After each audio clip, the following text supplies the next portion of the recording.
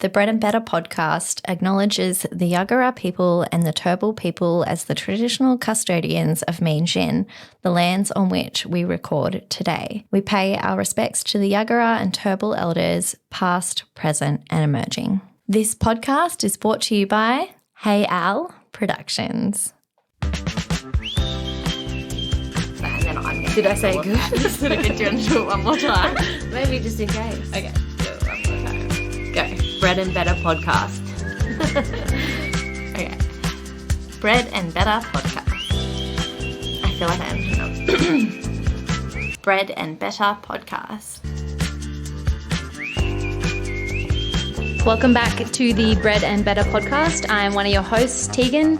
In my online coaching business called Fitty Tegs, I teach women how to enjoy food freedom and movement whilst achieving their body composition goals. I am passionate about health, fitness, nutrition, and mindset, and love talking about the issues that affect women on the podcast. And I'm Alex, producer and the other co-host. I own Hey Al Productions, a boutique podcast production company. I am a mum of 3 and a freelance feature writer with a passion for women's health, travel, and pop culture. Today we are welcoming back Emma Slade. This is Emma's third appearance on Bread and Better as our resident psychologist, and every time we have her on, you guys love the episodes and we all learn so much. So we are very excited that she is here with us again today. I am so excited for this episode. I wanted Em to come on here today and talk to us about anxiety.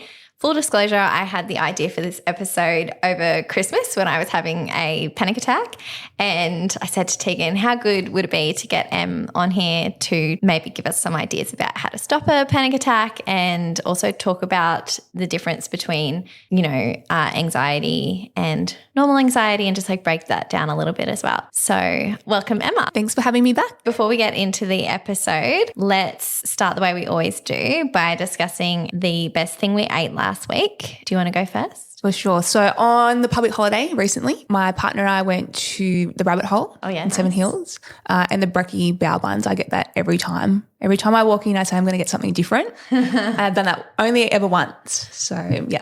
I love Rabbit Hole because they have a little play area and it's like one of the only cafes that do. So they do good hot chips too.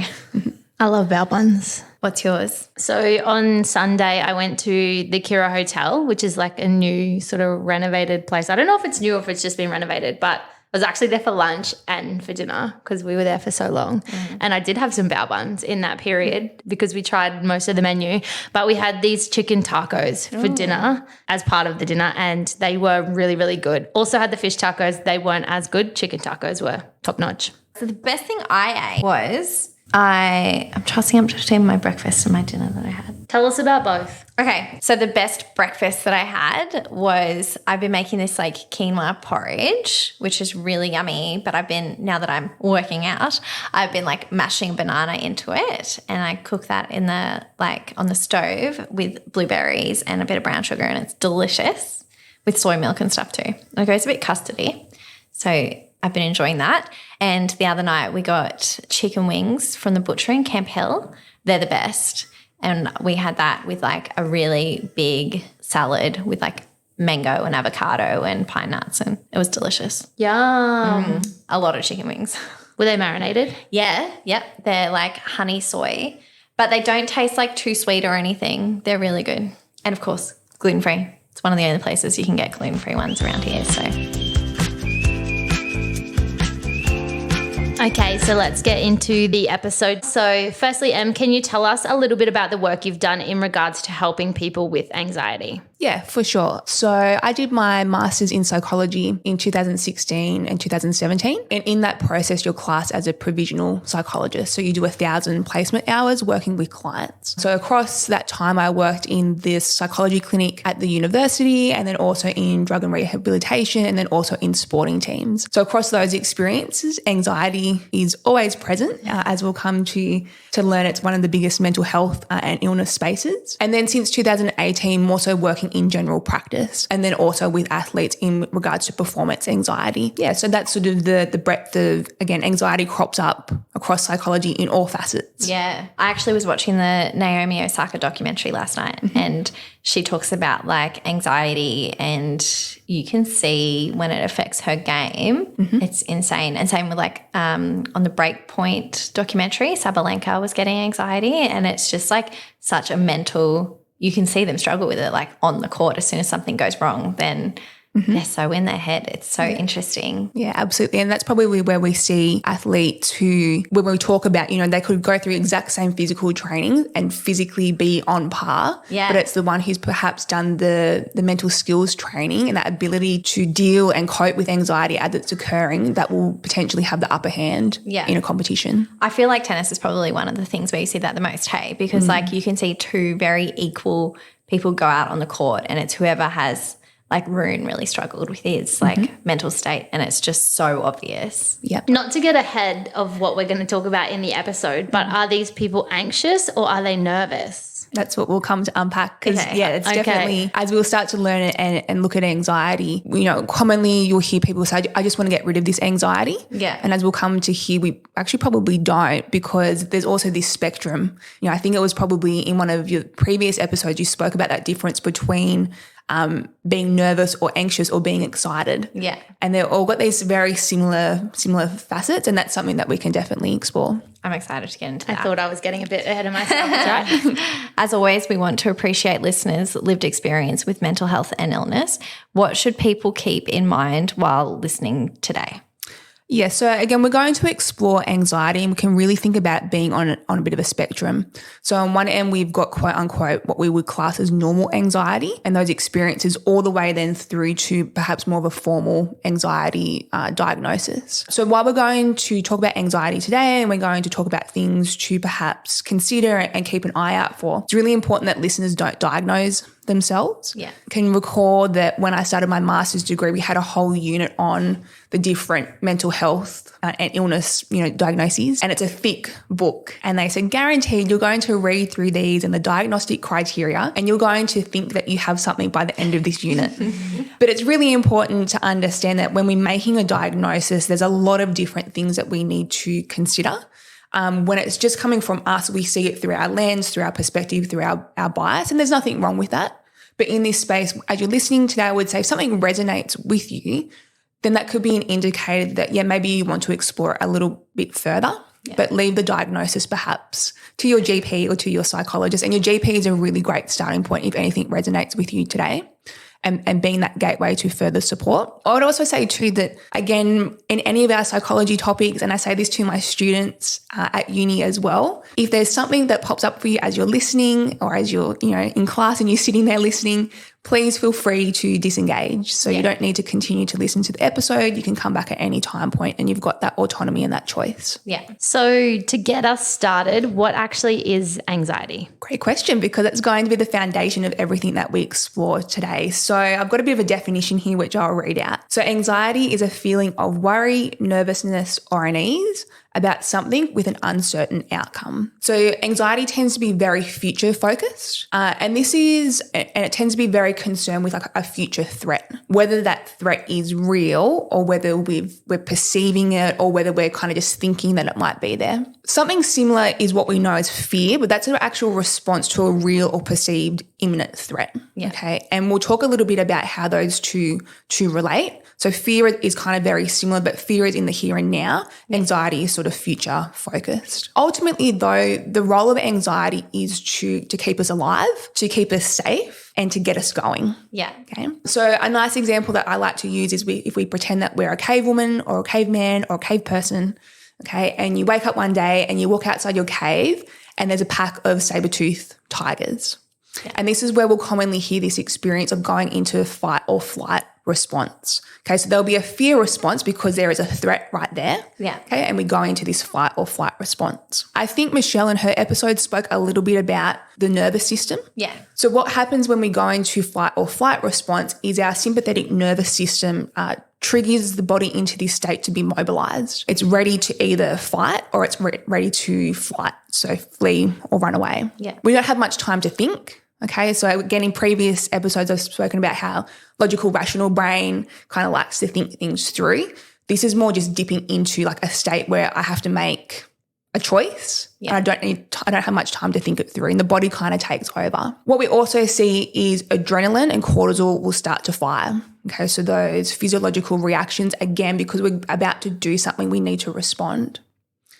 So when we look at fear, and then this also taps into the anxiety as well, we have a range of physiological responses. So we can often, again, if we experience fear or we're experiencing anxiety, we'll often feel that our heart is pounding out of our chest to the point that some people go, I can hear my heart beating out of my ears. Yeah, in your ears. It's almost ringing in your ears. Yeah.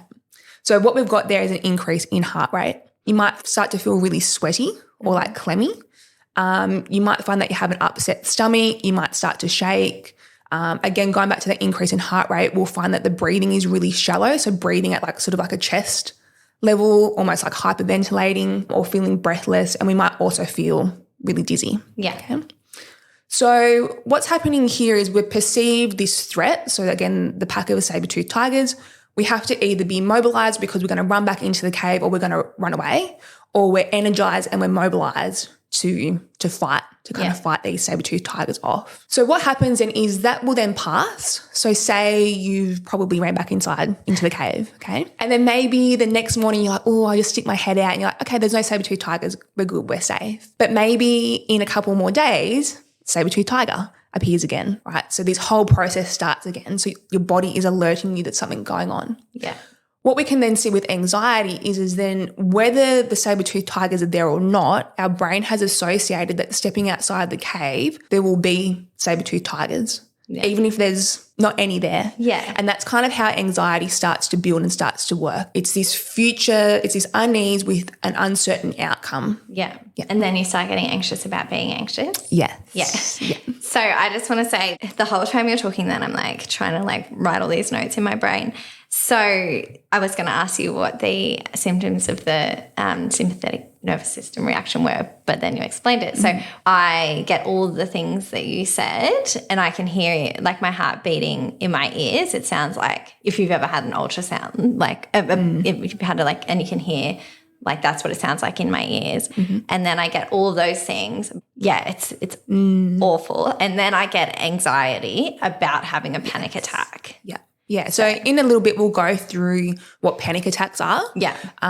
Because that definitely sort of clicks for me, those experiences that you're having. Yeah. But then there is, and this is the thing where people can feel really silly in regards to their anxiety, and often it prevents them from seeking help or telling people. Yeah. Because it's something, for example, you know, I had a panic attack or I was experiencing anxiety before I went to Coles. Yeah. And I don't want to tell someone that because they're going to think I'm like, what, you know, you just go to Coles, just go to the supermarket. Like it's easy, it's fine. Yeah.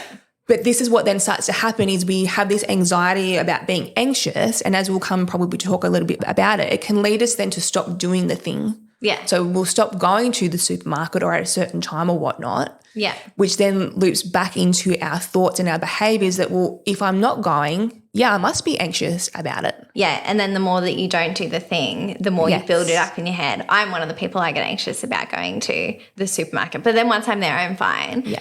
And about like school drop-off, like literally everything. I get anxious about checking my phone. Like if I get messages from certain people, like I won't even look at my phone. Yeah, little things that seem really silly to people. If you've got that anxiety, anything can trigger. Like obviously I've had some awful text messages. Then, you know, when you get those, you're like, Can I ask a question on the back of that from someone that doesn't experience anxiety to that extent? When you were talking about the saber-toothed tiger, the anxiety, does it happen because there was a saber-toothed tiger at some point, or for some people is it just the perceived thought that there could be? Like is there usually a trauma that leads to anxiety, or is it just one of those things? Yeah, so when we're talking about anxiety, it's really hard because sometimes there is no reason. yeah. And again, people will rack their brains. We tend to be very reasoning, Like humans reason and they rationalize. They often look for what it may be. Yeah. But sometimes there's no reason, no direct reason. But certainly anxiety has that purpose that if you've experienced something before, it can then lead to experiencing anxiety now, because that's what anxiety is trying to do. It's trying to protect you. Yeah. Trying to keep you safe. Yeah, it's trying to keep you safe. And that could be from a physical threat, so it's to keep you safe from dying. Like, again, if you walk outside your house and there's a saber-toothed tiger. Yeah.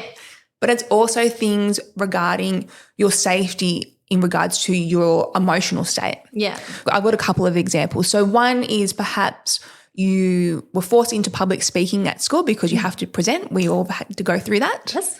Yep. So we're already a little bit like, oh, you know, perhaps just someone who doesn't like to be front and center of a stage and have everyone listen to you talk about the history of whatever you're learning about in history. So you have that sort of base, like nervousness, right, as we've spoken about before. And nervousness has a purpose. Again, we'll go into that. But we've got this base level of nerves. Perhaps then someone laughs at you in the class because you stutter a couple of times. Now, I've presented before. No one cares if you stutter. I just make a joke of it. I'm like, oh, ha, ha, ha, roll on. Yeah. Okay, but when you're perhaps 15, that seems like the world is just caving in on you. Okay? Then you'll quote unquote get over that experience. It might take you a couple of weeks. But then what can start to happen is that next time that you go to public speak, the anxiety, and I call it the anxiety as its own sort of beast and its own creature, could start to tell you things. Remember that last time when you presented and Jack up the back of the room laughed at you? Don't stutter this time because this could happen again. Yeah. Okay. And again, stuttering is a normal thing when you're presenting. And then so we become, again, a little bit of fixation on that. Yeah. Which then can lead you, and we'll talk about when we talk about performance, we're talking about not just athletes, but our ability to execute tasks is then not as good because you're hyper-focused on the very thing that you don't want to do. So this is how anxiety can then start to build. If we think a little bit more clinically about it, if we think about someone who has experienced trauma, right, or childhood trauma, okay, anxiety, they can do really well for years and years and years to suppress that. And that was that thing that happened when I was 5 and whatever. And then they get to 25, 30 and they start to experience anxiety in regards to it. Yeah. Maybe where the trauma occurred, people who were associated with that trauma. Yeah. And you don't want to go and see them and you experience anxiety. Yeah. We can definitely unpack it and see that anxiety has been built off this idea of keeping you safe because you've experienced something before that's been a threat to you, whether that's physically or emotionally. But it can also just be, it's sort of, anxiety is this creation of a range of things that don't really make sense in the moment. Yeah. So perhaps an example of that, just a hypothetical one is, you know, say we've got someone who already has this low self-esteem. They're quite self-criticizing and they're really worried about their work performance. And they talk themselves down quite a lot. Perhaps they're probably often the people that do quite well at work. They're meeting their KPIs, but they're really hard on themselves. Yeah. And perhaps, and then there's added stressor that they have to keep their job because of financial stresses, because they've just had to put their car, they had an accident, they've had to put their car in for repair. Yeah. Okay? So they've got this base level or this predisposing element of being really low in self-esteem. They've had a precipitating event, which is the car accident. That's not an everyday. Yeah. But that Something shit that happens. Yeah. Life happens, right? Yeah. But it's stressful. So then they have to get to work, so they start taking the bus. Now, this is a new stressor. Most people go, well, we're just taking the bus. Yeah. But where is the bus stop? What time can't does it rely on leave? You can't rely Buses on are it. stressful. Buses are Yeah. so stressful. I had to catch the bus once because I had a car accident and I didn't know what side of the road to stand on. I didn't know what stop to get off. Yeah, and then you have to worry about like who you're going to sit next to and is someone going to talk to you? And And I think it cost me the same as an Uber at that time. Yeah. Yeah. So there's all these little things that are new in your routine. This is a new stressor. Okay. So we're starting to build what we often call like that stress cup. Perhaps that person then is sitting on the bus and they experience a panic attack or what we know as a panic attack. And they're like, it doesn't really make sense because there's not like there's this imminent threat. It's not like a saber-toothed tiger has got on the bus. Yeah. So why am I having a panic attack? And then often that people will then try to reason it. It's like, well, maybe I'm just hopeless. Like I can't even catch the bus without having this experience. But what we're seeing is we've got this big melting pot of all these different things happening. Yeah. Okay, where we've got all this stress, we've got this predisposing factors of low self-esteem. Okay, we've got this imminent stress of the car accident and financials, and if the bus runs late and then I get to work, we've got all these thoughts perhaps going off. Yeah. And that can lead to a panic attack Yeah. because yeah. the body is just at its capacity. It's almost like signaling like, I can't cope. And then when you're having a panic attack, then it's so that like mental thing of like, why can't I do this simple task that everyone else can do? Like, what is wrong with me? Like, I suck. And then then afterwards, because having a panic attack is such like an exhausting experience physically. Yeah. And afterwards you're tired and then you feel worse. Yeah. Then you're anxious about the next time it's going to happen. Absolutely. It's just like such a toxic cycle. It becomes this cycle, yeah. So I think, to sum that up, it's, yes, you can have traumatic events happen and that can be anxiety and panic attacks trying to signal and it's like lights going off, like be aware. But seemingly they can come out of nowhere. Yeah. Right. It can just be from this, it's almost like this recipe of things have come together and then the cake that's being baked is a panic attack. Yeah. And again, we get in our heads because it's like, well, why did that happen? Am I just useless? Like, Yeah. 100%. And are people predisposed to anxiety? Yeah, so we know that there is a genetic element, so we can see that there's a family history there. That doesn't mean that you will get it. Like if you've got parents who experience anxiety, that doesn't mean that you're just going to get it. Yeah. We can also, though, observe it, right? So if we can kind of, because again, it's a protective response. Yeah. So if you did have two anxious parents, that like if you think about environment, you would know I like a lot of anxiety in your life. Yeah. Yeah, so it could just be that if I've watched my parents work around anxiety and try to suppress it and push it away and not potentially cope with it overly well, then perhaps those are things I need to be wary of. Yeah. But not always, right? So again, we hear there's plenty of people who would have parents who are anxious or experience panic attacks and they never will. Yeah. Because they can see it from the outside perspective that, catching the bus, that's okay. Yeah.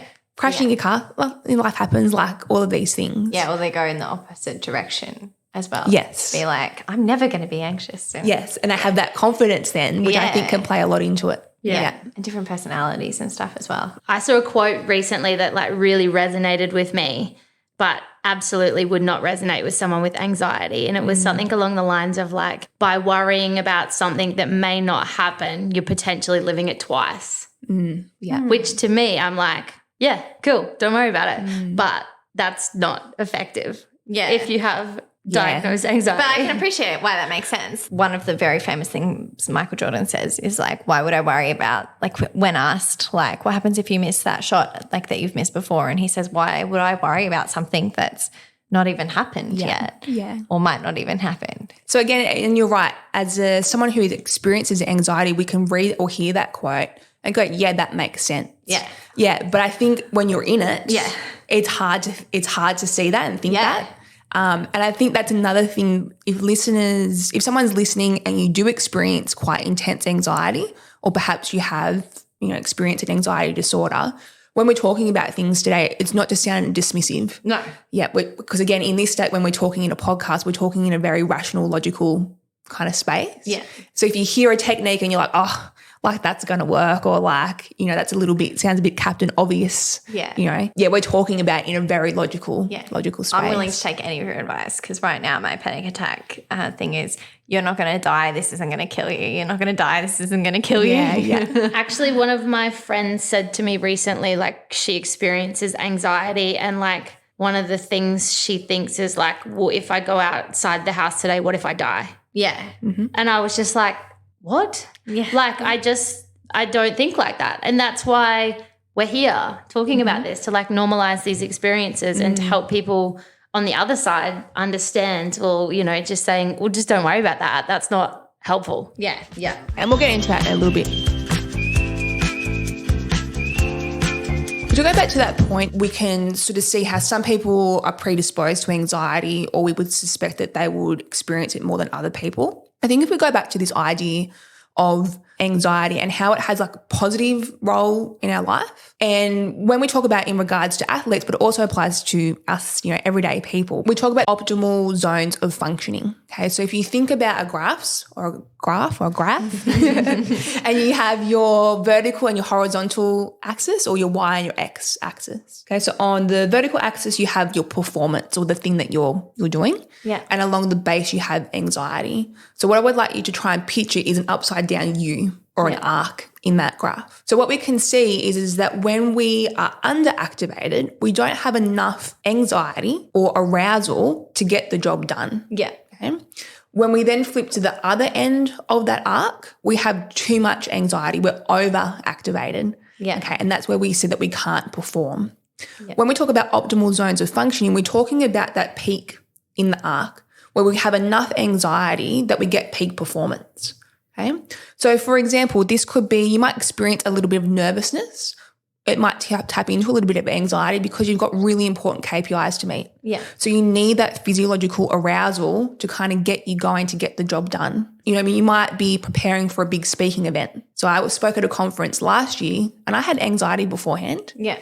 I also had the strategies in place though to be able to reframe it. But I knew walking in that if I didn't have some level of anxiety, I wouldn't perform. Yeah. Not it's a performance, but I wouldn't get the task done the way that I want. Like you're anxious because it's important to you. Yes. Yeah. I was going to say, like, you need to have a certain care factor because if you don't have any sort of nervousness, anxiety about it, you don't really care about it, you're not going to put in your best effort. Yeah. And it might not be that you don't care about it, but if you're just a bit like meh about it.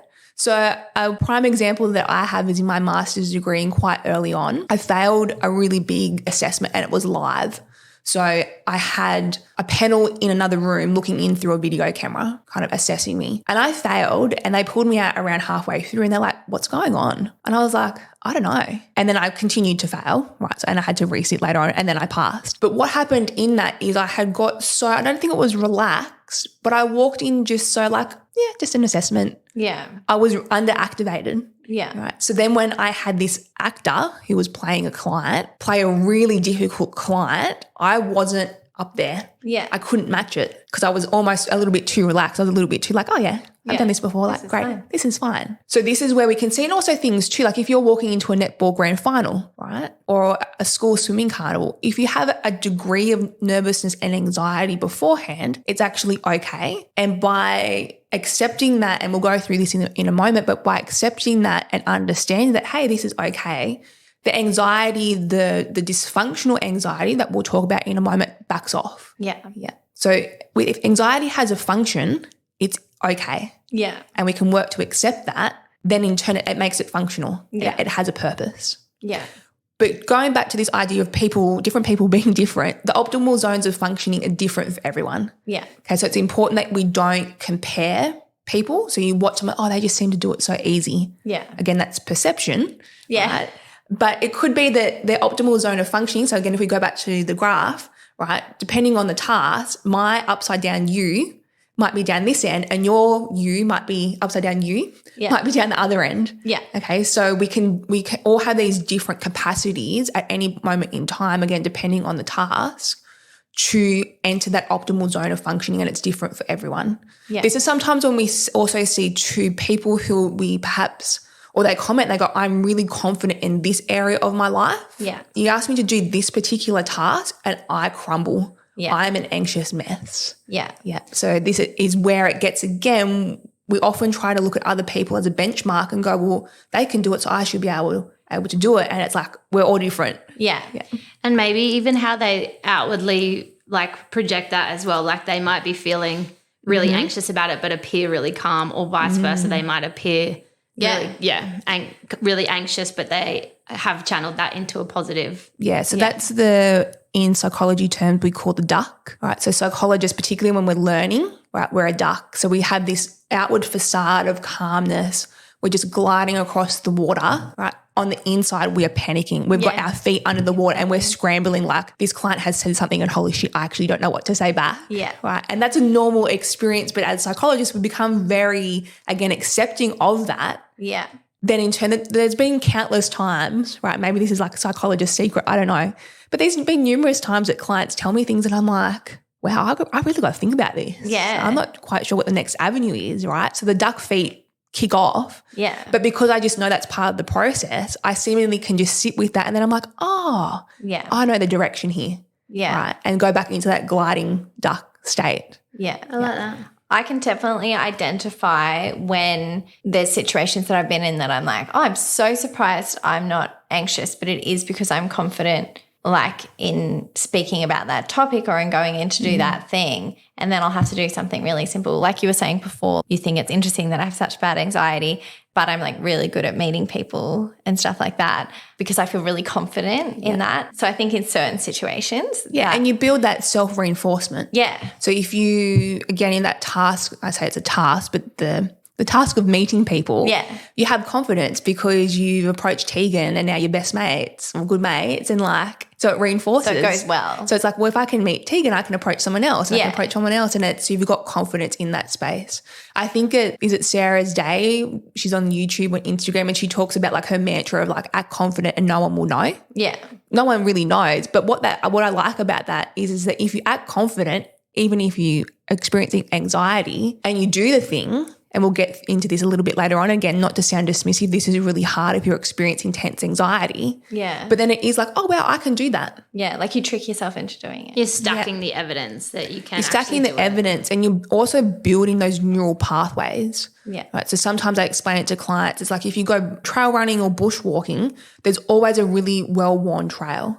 Okay. So if that is an anxiety trail, so avoiding going to the supermarket at a certain time, I just keep walking that. There's a really well-worn track through there. That's a mouthful.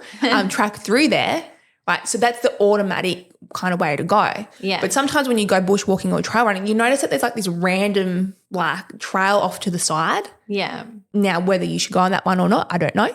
But for the sake of this example, it's like, well, that's someone taking a different path. Yeah. So the first few times, it's going to feel really uneasy and really rocky because it's not well worn. Yeah.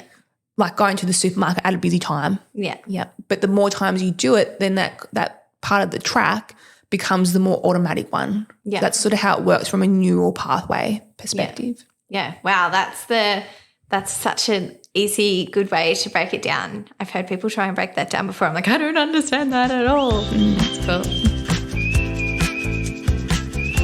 So, Em, when does normal anxiety become something more concerning? Yeah. So it's really common for clients or people who say, like, I just don't want to feel anxious. Hopefully by now we've sort of got the idea that, no, we actually do want to have space for anxiety. It has a very important role and function.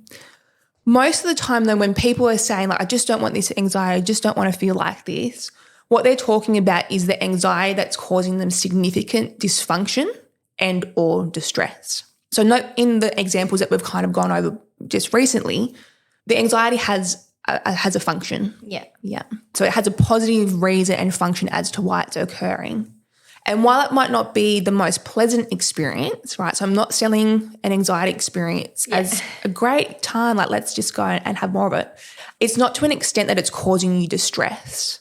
Okay. So it might cause you stress, but distress, we can kind of think about on like this sliding up scale. We have stress first, then we go into distress. That's like, a lot more intense and severe. Okay. So the anxiety, it's a bit stressful, it's yucky, it's icky, but it's not causing you distress. Yeah. Okay. So that's sort of what we would class as like quote unquote normal anxiety. So when we start to perhaps prick our ears up a little bit and go, okay, what's actually going on here is when the anxiety is causing the distress and dysfunction.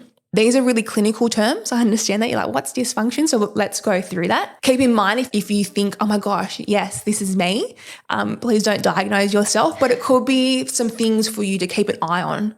Okay, so and you can note these things down, right, in your notes, in your phone, in your diary, maybe just reflecting at the end of the day across these things. Because if you do happen to see your GP or a psychologist, that can be really useful info. Yeah. Yeah. And often when we're in the anxiety experience, we have a hard time remembering it. Yes. This is like one of my biggest tips for people that that I always say, and literally someone was going to see a psychologist the other day and I was like, write down everything. Yeah. Because even just the pressure of being in that room and having to remember it all, it's like everything goes out of your head that you've ever experienced in your life. Yeah. And I think sometimes people feel a bit self-conscious about being like, oh, I'll get out my notepad and tell you all my dot point symptoms. I don't anymore. But no, it's great because as a psychologist, I say to my clients, like, I don't expect you to remember everything that happens in the next week, in the next 2 weeks before I next see you. So notes in your phone or a little journal that you can keep in a safe place where no one else will read it, to note these experiences down, because it makes sense that when someone goes to you, okay, so what's been happening the past 2 or 3 weeks, you go, I don't know, like I can't remember yesterday. Yeah. Because that's how anxiety works. Yes. Yeah. Yeah. So the things that if we go through dysfunction, so what we like to think about is 3 areas of life. So work/occupation, social, and sleep. And what we're thinking about is the last 2 to 3 weeks. Okay. And we use, again, this as a very rough timeline because, again, the fleeting experience of anxiety is normal. Yeah. Yeah.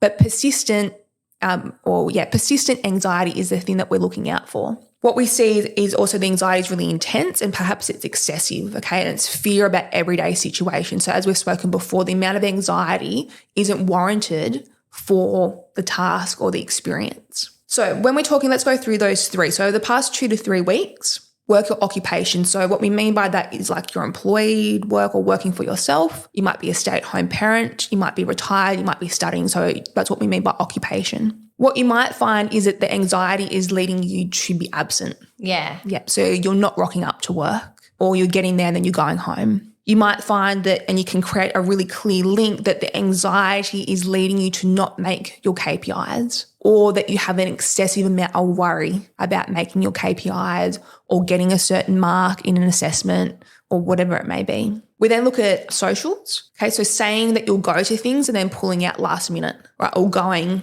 and then going home straight away. Again, and you're linking it to an anxiety experience. So again, those thoughts, so the catastrophizing or all or nothing sort of thinking that if I go there, everyone's going to look at me, right? Or the physiological response of anxiety. You might be avoiding social interactions. So staying at home is a really common one. Yeah. And also then we look at sleep. Okay, so sleep is the 3rd area where, again, anxiety is causing you to experience like a difficulty falling asleep, and that's not normal for you. Your mind is running anxiety type thoughts. Or you might find that you fall asleep okay, but then you wake up at 2 a.m. Thinking about things and you can't get back to sleep. And usually this is also characterized that you wake up and you feel like trash. Yeah. Right? So you're not getting a restful night of sleep. So across those 3 areas, anxiety is linked to, again, dysfunction, right? So the anxiety is not helpful across any of those 3 areas the last 2 to 3 weeks. And it's important too that you keep in mind your individual point of reference. So for example, if you're introverted like me, right, and a bit of a homebody, right, and you haven't been going to every social event that you've been invited to over the past 2 weeks, but normally I might go to one social thing a month. Yeah. Maybe it's not anxiety. Yeah. Right. So you've got to look at what your normal base reference point is. And this is where, making a diagnosis can be really tricky. Like we have criteria that a client will need to meet to be able to provide a diagnosis. Yeah. But then we have to take into individual consideration that person and also cultural factors as well. Yeah. Right? So we can see that sometimes people who identify with different cultures, right, different things will lead to anxiety of what is appropriate and what isn't appropriate. Yeah. So that's the dysfunction sort of side of things. We then also look at the distress. So you might go, well, actually, no, like over the past 2 to 3 weeks, my life across those 3 areas is as is. Yeah. I'm still going to social events. I'm perceiving I'm sleeping okay. I'm still going to work. But when we talk about distress, what we're talking about here is that you're still experiencing anxiety and you're pushing through. Yeah. Yeah. So the experience is really enduring. And I would say probably the best kind of word, it's really awful and it's really horrible. Yeah. Like you're sticking at it, but it's just a gross, yucky, it's a hard experience. And again, the level of distress doesn't make sense to the task at hand, right? So you've been shopping at Coles or Woolworths or IGA or wherever you like to go twice a week for the past 10 years. And maybe even you've been going to the same Coles or Woolworths, right? And then recently you're finding you pull up into the car park and you're experiencing anxiety before you head in, okay? And this is where we start to look at things through these experiences where we start to have a feeling of dread or doom, and that links to being like, I'm going to die, right? It feels like I'm going to die. Yeah, the impending doom. The impending doom is really big. And again, we can have those array of physical anxiety symptoms that we've spoken about before. So again, grocery shopping is not your favourite thing to do, but the amount of anxiety that you're experiencing is not warranted to the task at hand. And this is then when we've spoken about before, it starts to compound on itself, right? So I'm sitting in the car park, experiencing anxiety for something that I've normally done, right? Yeah. And I'm going to push through this. So again, it's going to cause distress. But then our thinking styles start to shape around that. So that all or nothing thinking or that catastrophizing, for example, oh, well, I must be really hopeless if I can't even walk into Coles and I can't think of a reason why this is happening. But for goodness sake, I'm a grown adult. Yeah. My kid can do this, like those sorts of thoughts. or again, that anxiety about being anxious Yeah. where it's catastrophizing. So it's like, but what if I go in there and I start experiencing anxiety or I have a panic attack? Like, how am I going to get out? Yeah. I've driven here. Like, how am I going to get the car home? I've got to pick the kids up at 3. Yeah. Like, what am I going to do? Like, and all these people are going to look at me and there'll be no one there to help me. Yeah. Yeah. So this is when we talk about like you're still doing life, Yeah. the things, but it's quite frankly, it's quite shit. Yeah. It's quite awful. Like it's yuck. Yeah. I had like my anxiety probably like it was really bad last year because I'm like being really sick all the time. And I had this like regular meeting that I go to like once a month at school. Everyone who's listening probably knows what it is. And I went I was fine with going, even though I'd like sit up the front and like have to talk and stuff, which is like whatever, fine. And then one time I went and I was sick and I had to leave. Like I was sitting at the front and everyone had walked in and I went and I like threw up and then I had to go and get my stuff and leave. And everyone was looking at me and I wanted to die. And all my friends reassured me that it was fine. They're like, they probably just thought you were sick and you left or you got a call and like no one thought a thing of it. When I was just like, holy shit, they're all like, what is wrong with this girl? And then the next time I went, I had actually I didn't go to the next one because I was having a panic attack and didn't go. And then the next one I forced myself to go to and I sat there and I was like, I'm going to fucking die. I'm having a heart attack. Like couldn't feel my hands. Like this is how it ends. And I'm like sweating and I was about to leave, but I couldn't leave because the meeting started and I was about to cry. And then I like got my notebook out and I started doodling until it like went away. Yeah. And then I started like breathing. And then I was so proud of myself. Yeah. Because I worked myself out of it, which is like something I've never been able to do. But it was not pleasant. Like it was horrific. Yeah. Yes. And that's when we talk about, in a moment, we'll talk about in clinical terms, behavioral activation. So doing the thing where you experience anxiety because of that, if you can, in that instance, and you've done that so well because if you can get through that, it's like, oh, actually I can do this. Yeah. Yeah. But again, for people listening, they're like, Emma, I would really love to do that. Like clients say, I'd really love to just do it. Thanks, Captain Obvious. Yeah, but it's hard. That's taken like, I would say 15 years to be able to do, like literally 15 years. I'm not exaggerating, maybe 20. Yeah. That's the first time I've ever been able to do that. Yeah. So, and we'll go through this when we're talking about strategies and treatment and a little bit later on. But some of my clients just bringing up the idea of, what if you walked into Coles or you went to that meeting while you're experiencing anxiety? And they're like, oh, that gives me anxiety right now. Yeah. I'm like, great, good starting place. And when you sit in that space for weeks or months until that anxiety, the thought of it dissipates, and then we make the next move. So again, if you're listening and going, there is just no way that I could action or do the thing where the anxiety lives, know that that's completely normal. Yeah. Yeah. So how common is a more formal diagnosis of anxiety and what might that look like or entail? Yeah, so anxiety is super common. Yeah. So if we look at the Australian Bureau of Statistics or ABS, across 2000 to 2022, more than 1 in 6 Australians aged 16 to 85 years had a 12-month anxiety disorder. So when we say 12-month anxiety disorder, at the time at which the survey is given to people, they're saying in the last 12 months, have you had this experience? Right. Yes, that's what that means. So when we're looking at 1 in 6 Australians, that is around 17.2% of the population or 3.4 million people. Wow. Yeah. So these stats make anxiety the most common cluster of mental disorders. So in psychology, we have these clusters, right? So affective disorders, that's more like includes your major depressive disorders and depression in general.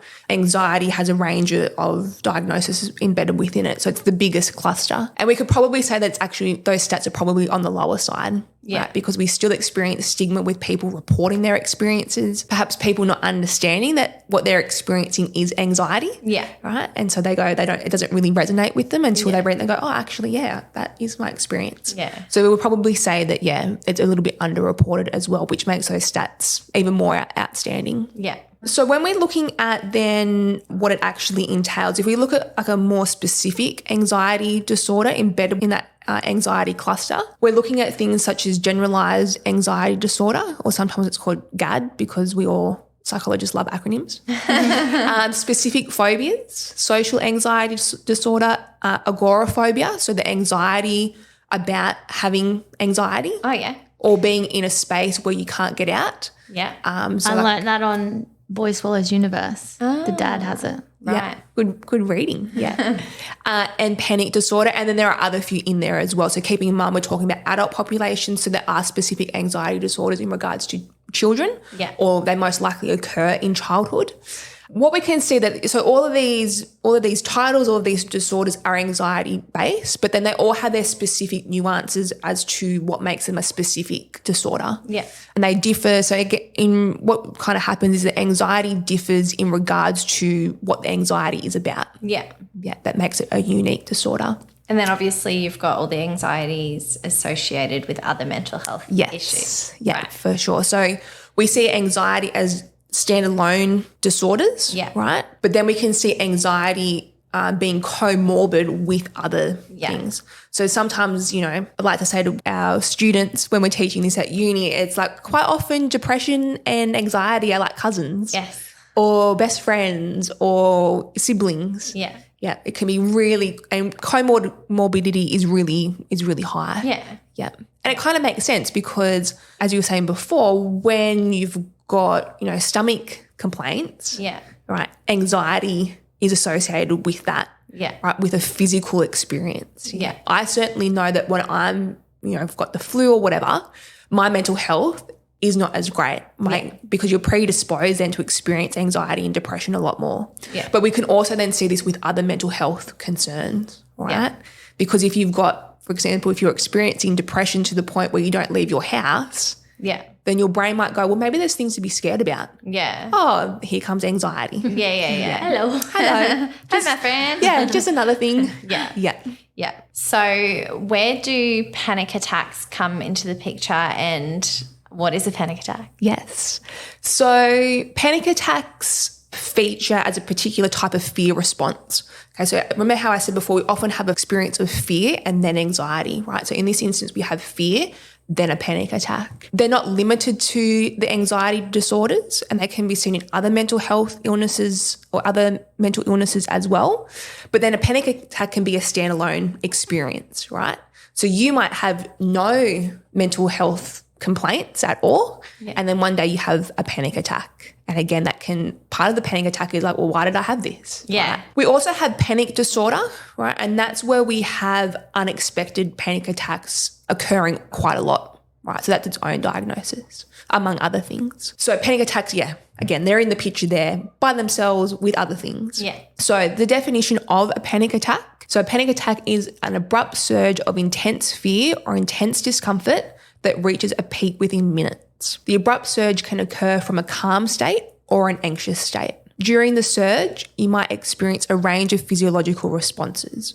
So a racing heart, sweating, shaking, shortness of breath, feeling like you're choking, chest pain or discomfort, nausea, dizziness, chills or heat sensations or tingling. And then from a thoughts perspective, you might have this feeling of unreality, otherwise known as derealization or depersonalization. So that's being detached or feeling like you're detached from oneself. You might have a fear of losing control, or a lot of people describe it, they think they're going crazy. Yeah. That's how they kind of sum it up. Or you might have a fear of dying or a sense of doom. So a panic attack is distinguished. So how we can kind of spot it is its time to peak intensity, right? So it's quick. So anxiety can mull. It can be lower state and it's just there all the time and it's gross and it's yuck. Panic attacks surge. Yeah. And again, it can come from a calm state, but boom, it's like it's on. And again, it tends to be quite severe. The experience of the panic attack itself, it's quite severe and intense. Yeah. So that is what a panic attack is. The first time I had a panic attack, I was 16. Yeah. And I thought I've had a heart attack, tight chest. I felt like pain under my arms. Like it's a physical pain. Mm-hmm. Felt that depersonalization. Like I wasn't in my body anymore. I start crying like uncontrollably. Mm-hmm. And then I feel like I can't feel my feet. Mm-hmm.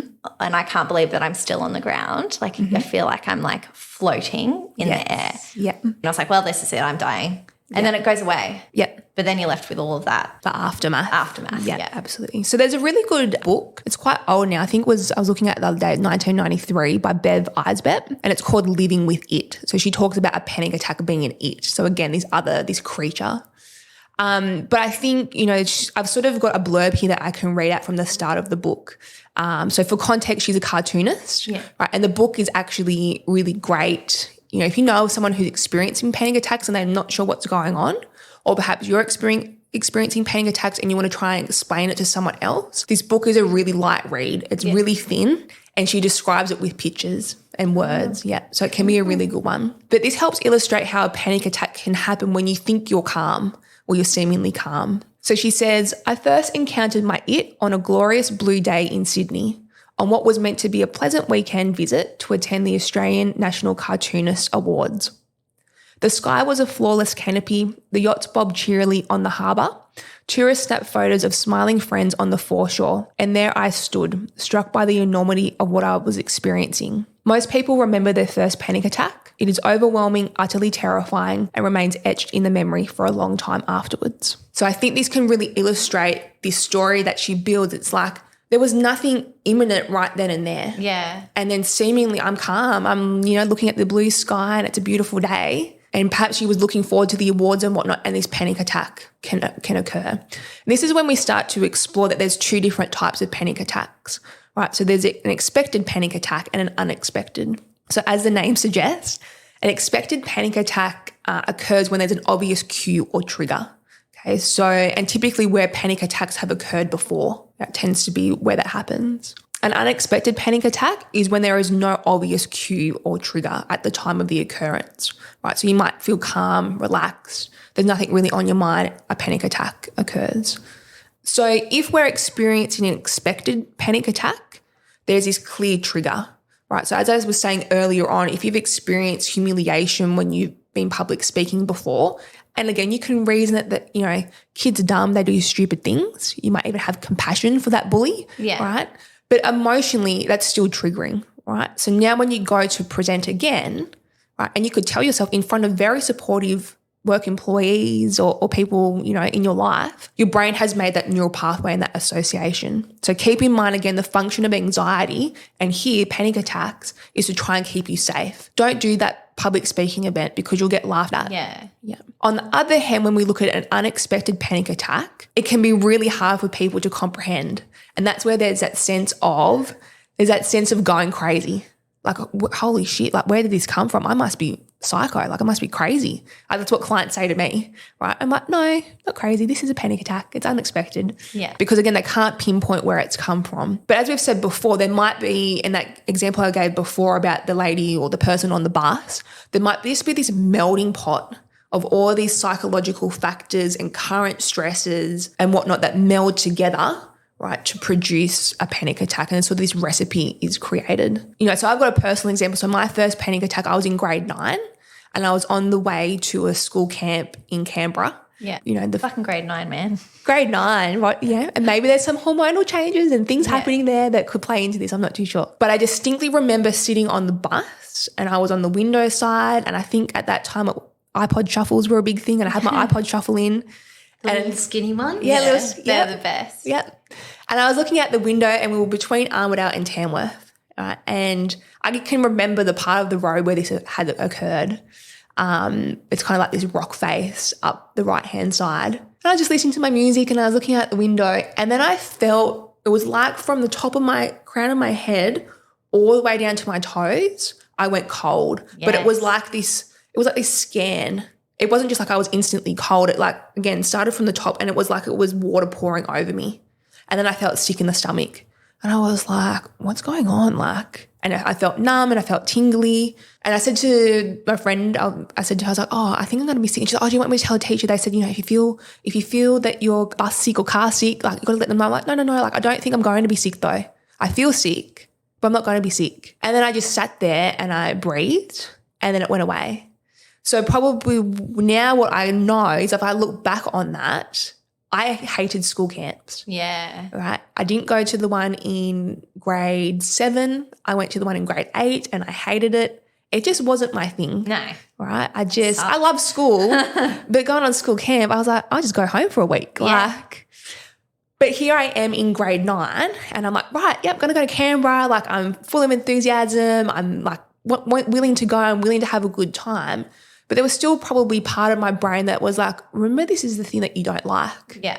Right. And you can't get off that bus. Can't get off that bus, right, at a subconscious level, right? So it's kind of just eating away at the back of my head. And that's probably what was happening in that moment. I think, again, too, that think about that personal example, I can then remember being 18 at Sydney Airport and I was going to Europe by myself. It was my first overseas trip and I was going by myself. And I think I had about a 5-hour wait at Sydney Airport. And I think I probably spent about 4.5 hours in the bathroom panicking. Yeah. And again, I was like, but I want to go overseas. Like, I've saved for this. I paid for it all myself. I'd been working really hard. I was like, why am I panicking? Like, what's going on? Yeah. From the moment I walked onto that plane, it was like a switch flicked. Yeah. And it was like, great, I'm fine now. Like, and still to this day, and I've been very privileged and lucky to go overseas a lot, still to this day, there's like this little bit now, it's just nervousness. It's like that little like, ooh. So now I would say that I don't have a panic attack before going overseas. Yeah. And there's probably this low-level anxiety or nervousness because I'm going to a different country. Perhaps I don't speak English, right? That's part of the adventure. I don't know how the money works and, we've got to get there and we're flying and it's just all those different things. But I'm now able to reason it that it's just me being on alert. And that's actually not a bad thing when you leave the country to be on a little bit higher of alert and still have a good time. Yeah. So this is how we can see, though, that if perhaps I didn't get on that plane when I was 18 and got the next flight back to Armidale, it probably would have reinforced that that's something to be scared of and that's something not to do. Yeah. Right. Where now I've lived a life of, I'm going to India in 3 weeks and going to Greece in 6 months. And it's like, woohoo, like this is amazing. Yeah. But this is where we can kind of see that, perhaps there are some things that are happening in life that you're quote unquote over, right, that you got over, but it's still anxiety just doing its job, right? Yeah. We could maybe hypothesize, and again, I don't know Bev, the author of that Living With It book, but perhaps we can hypothesize that, maybe she's up for an award. Yeah. Perhaps a little bit nervous about attending an award. Perhaps there was travel stress getting to Sydney. Yeah. Right? Maybe hasn't been there before. Right. So again, she may have had previous experience that have led to this panic attack, but in this seemingly calm state, there could just again be this melting pot of different thoughts that we've got, right? Different experiences that then lead to a panic attack. Yeah.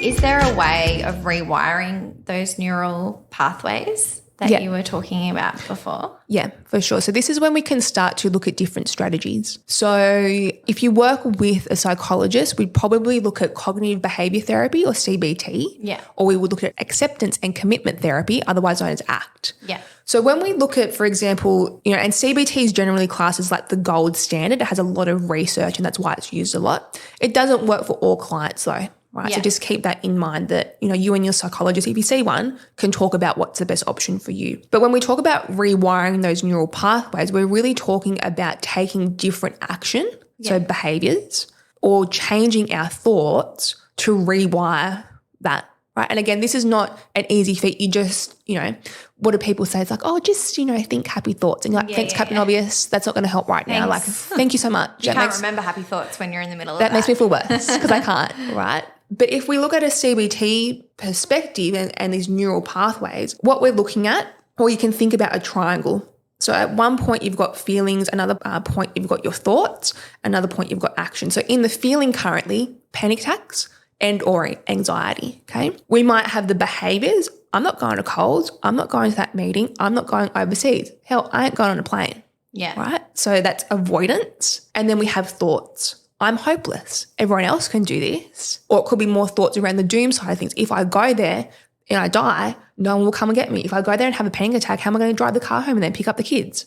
Right. So all what we can see is the triangle is then self-reinforcing. And that's when we start to get the neural pathways happening as well. Right? Yeah. We keep treading these same paths. So what CBT does is we go, we can look to change the thoughts. So we talk about challenging the thoughts or what's the evidence? Yeah. What is the evidence that if you went to Coles, everyone would stare at you? Yeah. What is the evidence that if you went to the gym, everyone would be looking at and judging you?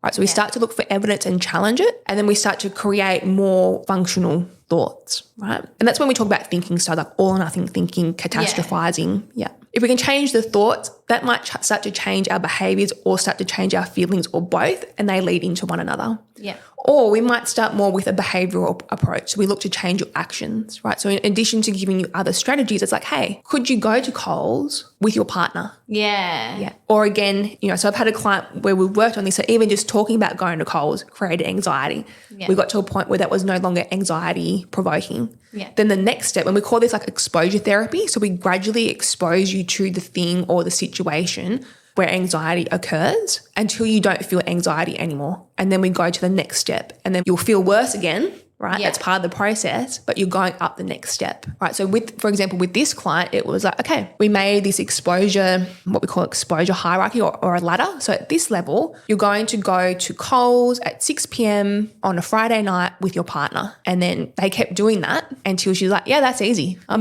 doing it.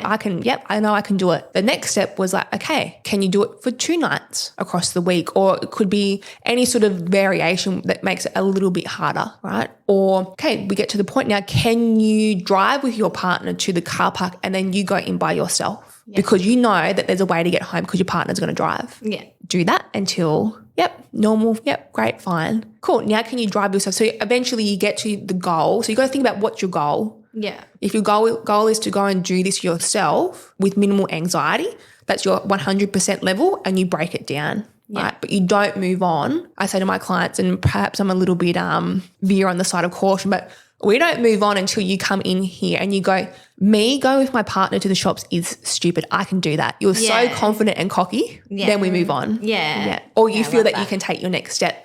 So when we talk about rebuilding neural pathways, we're looking to challenge the thoughts and change the behaviour, which feeds into changing the feelings, right? Yeah. And that will build a new neural pathway. Yeah. Some people find TBT it's really challenging. Again, so if you're listening and you're like, well, I've got this 100 level task that I want to do, but breaking it down, that's really difficult. And again, we incorporate, when we'll go through some strategies in a moment, but we incorporate other things like how do you cope with anxiety in the moment? Yeah. Right. But sometimes people go, well, my thoughts are my thoughts. I can't change my thoughts. Yeah. Because this is scary. This is real. And that's maybe sometimes when we start to look at acceptance and commitment therapy or ACT. ACT is a little bit different. So we're actually not going to change your thoughts, right? And we're not going to change your experience. We're going to make space for it. Yeah. This can sound a little bit woo-woo to people, so bear with me, right? And again, ACT is not for everyone, right? Some people are more CBT driven. Some people resonate more with ACT. ACT looks at, can you build space for anxiety? Yeah.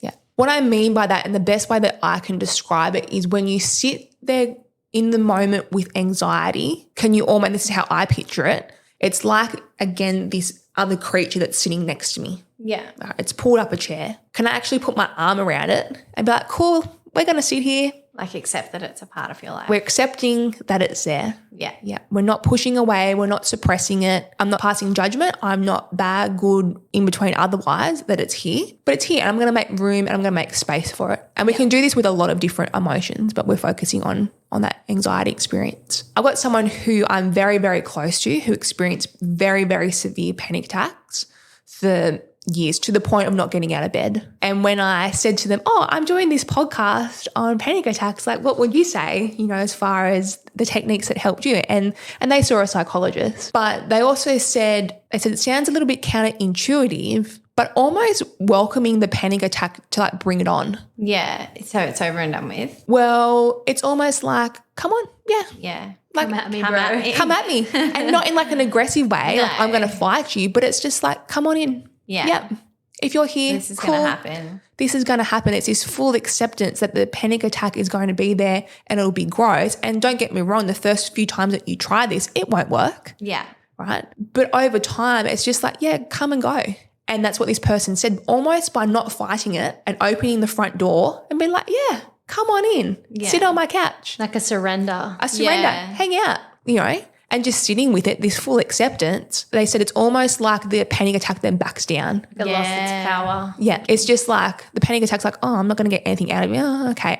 And it dissipates a lot easier. But what's happening in that moment is the person isn't getting hooked onto the panic attack. So they're accepting that it's coming in, but it's going to sit there and then it's going to go when it wants, right? Yeah. And while it sits there, I'm going to pack the dishwasher, right? I'm just getting on with my day. Yeah. And that's like ultimate level of acceptance. And when I say sitting with it, that's what I mean. You don't have to physically sit there. Yeah. Maybe you do, but it's just there. Yeah. Like, this is me. This is a part of me. This is something that I'm dealing with. Yeah. It's going to happen. Yeah. We've got to get on So with it. as soon as this person started to notice, and we all have our different signs of a panic attack, but when they were like, oh, I noticed and I'm observing this panic attack kind of knocking on the door like it wants to happen. Okay, cool. Yeah. There's no like, oh my God, oh shit, I'm going to, fight this. oh fuck, excuse my French, but I'm going to have a panic attack. Oh my God, because that leads to the panic attack. Yeah. like the energy's feeding it. Yeah. So maybe we can do an activity to help demonstrate this. Okay. So I'm going to hand you a folder. Okay. People at home, you can think about this too. We'll give it to Ali,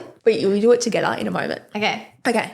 So Alex, what I want you to do, so the folder is anxiety. Okay. And what I want you to do is hold it up to your face. Like this? Yep. Right over your face. Close to your nose. Yep. Okay. So you can put it back down because I'm conscious we need to speak into the microphone. But when you've got the folder up near your nose, Yeah. what can you see? Nothing? Just the folder? Just the folder, right? So when we're talking about being hooked to a feeling, and this is, again can happen with all different emotions. In this instance, when we're hooked with anxiety, or in clinical terms, what we say, or ACT terms, we're fused with it. Yeah. Right. So we think about fused. Maybe if you're a welder, you fuse bits of metal together. Yeah. Right. But when we're fused, we're talking about almost like headbutting the emotional experience. I'm so fused with it. It's all I can see. Yeah. Right. So in this instance, when you've got the anxiety up in your front of your face, like touching your nose like a folder, right, I can't see what's going on around me. It's all consuming. I'm living in it and I'm breathing through it, and it's there. Okay, cool. So the next step is if you and Tegan do a high five, put your hands together and hold that high five. And then if you put the folder in between your hands and hold the folder there. Okay, cool.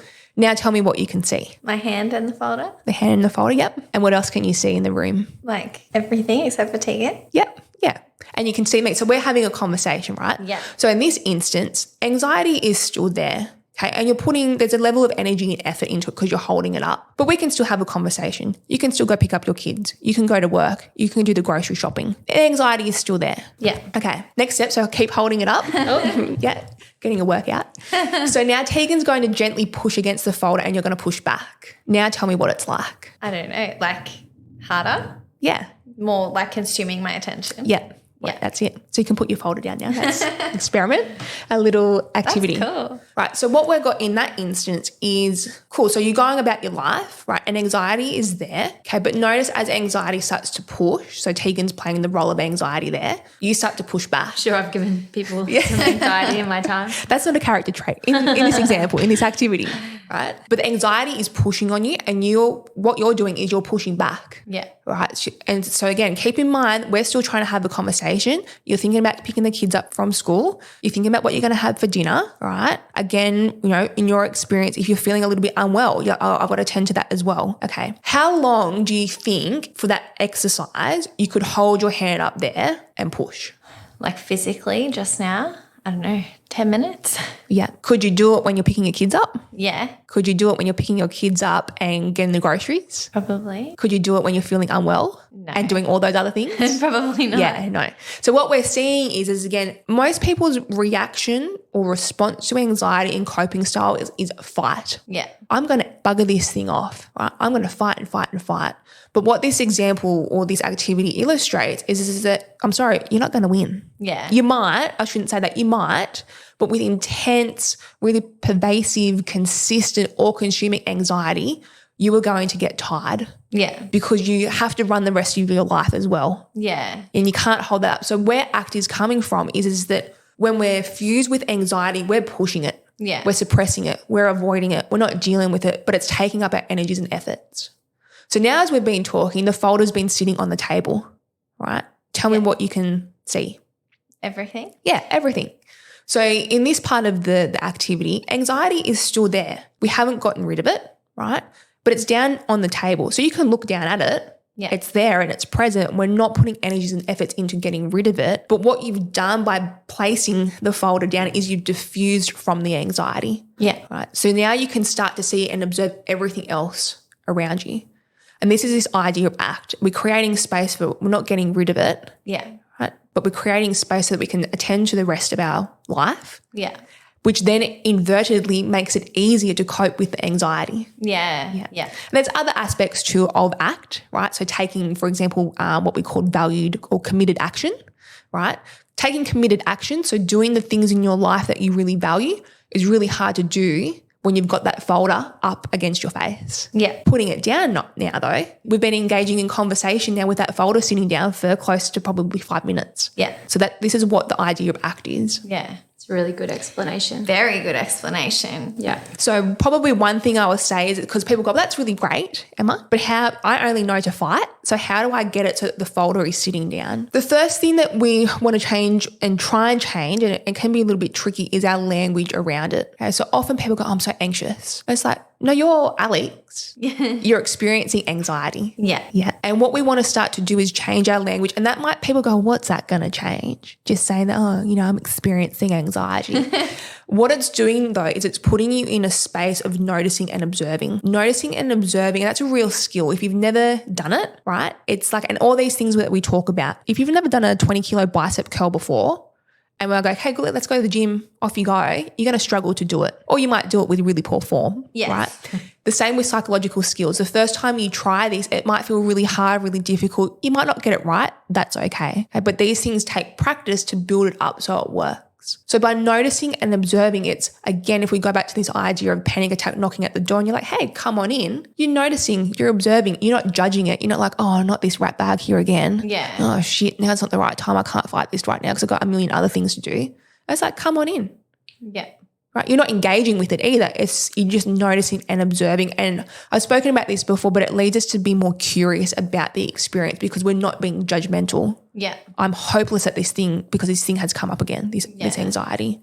So first off, noticing the thought, I'm noticing the thought that when I go to the gym, people are going to stare at me, right? So we start to get that separation from the thought. I'm here, I'm noticing the thought. Yeah. Right? I'm not the thought. Yeah. Same with feelings. I'm noticing the feeling of anxiety. I'm noticing the feeling of being sick in the stomach. Yeah. Or that my heart is pounding against my chest. It's noticing, it's observing. So the language starts to create this diffusion from the experience. From there, and people are probably like, again, this can sometimes get a little bit skewed, but then we go into mindfulness. Yeah. Right? Because people go, mindfulness, like we're going to be Buddhas sitting up or monks sitting up with our legs crossed and hymning along or whatever happens.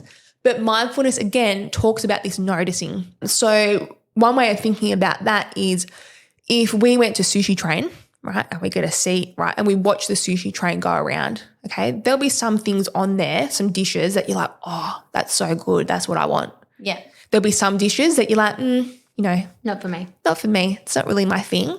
And there's probably some things that you're like, absolutely not. Yeah. That is not, that raw fish or whatever it is, that is not my jam. Yeah. So what happens is we can just notice all of those dishes going around on the train, right? And that's a little bit like our thoughts. So I think on average we have around 60,000 thoughts a day, right? If we took every single thought or we took every single plate off the train, you'd be very full. You'd also be very exhausted, right? Yeah.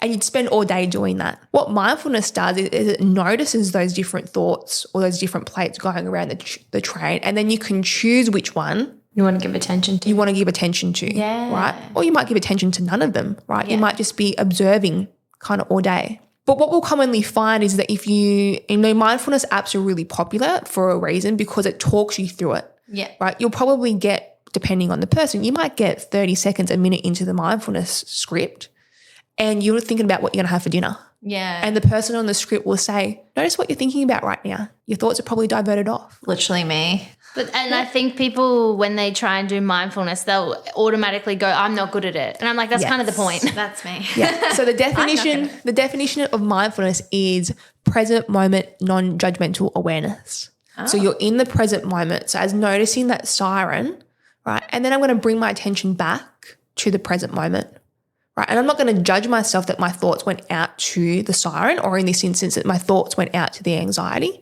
And I'm just going to gently bring it back. And it's just continual practice, right? If we go back to this idea of being on a busy road and cars going past and our thoughts, I say to my clients, I'm like, there's probably been, 200 cars go past or maybe a lot more in the space of the 30 minutes of our session. but not once have you got up and ran out to every single car and ran back, like trying to get in and then come back and then go out, run out. I said, because what are you going to get done? Nothing. Yeah. And that's, again, what happens with anxiety. We keep going back to it, and that's our natural response because it's causing us to be alert and like, hey, something's going on. But mindfulness then teaches us to come back to the present moment, and the more that you're able to do that, the bigger that mindfulness muscle gets. Yeah. So there's heaps of apps, and we can probably put them in the show notes. Yeah.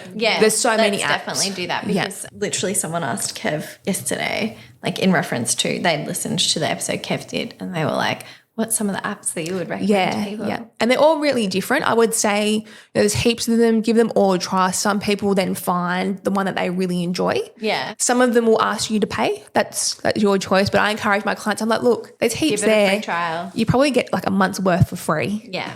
Also YouTube, right? Mindfulness meditation. Spotify now as well. Yep, absolutely. And you can find the thing that really works for you.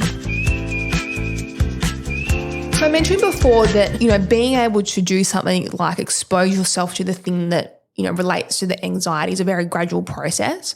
There might be things in the moment that can help you to do that, right? Because essentially what we're doing is like, hey, we're going to throw you kind of into a bit of an anxiety state, and we need, I guess a different way of putting it is like, I'm going to push you into the deep end of the pool, right? So you need to have your floaties on, right? So you need to have some strategies and skills in that moment. So again, keeping those different thoughts in mind can be one.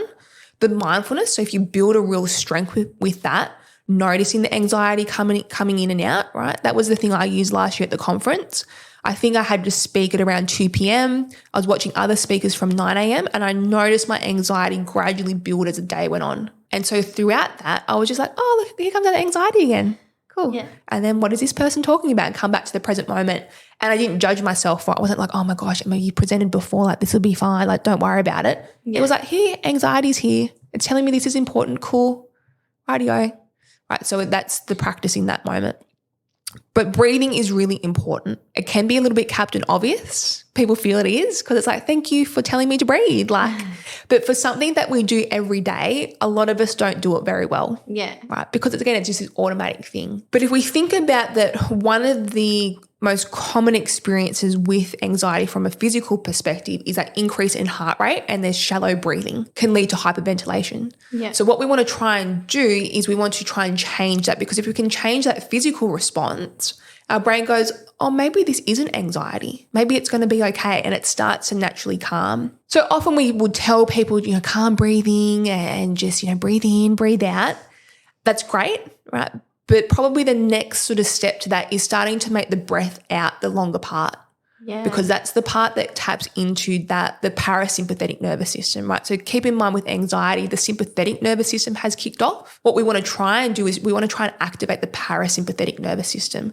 Okay. That's the nervous system that has to do with like relaxing and digesting and chilling out. So when we breathe out slightly longer than our breath in, that's the part that taps into that parasympathetic nervous system. Sometimes counting can help. So sometimes I'll have client, and again, it depends on your lung capacity, but it's like, okay, if we breathe in slowly for 4, we hold it for 2, count of 2, and then you breathe out for 6. Yeah. And you can find, it doesn't need to be those numbers. Yeah. But you can find your own starting point and just make that one at the end, the breath out, slightly longer. Yeah. With practice, you'll probably find that you can increase those numbers. Do you know what is like so interesting and so relates like at the moment? So, I've been swimming like in training for the triathlon, and it's something I've been doing so much.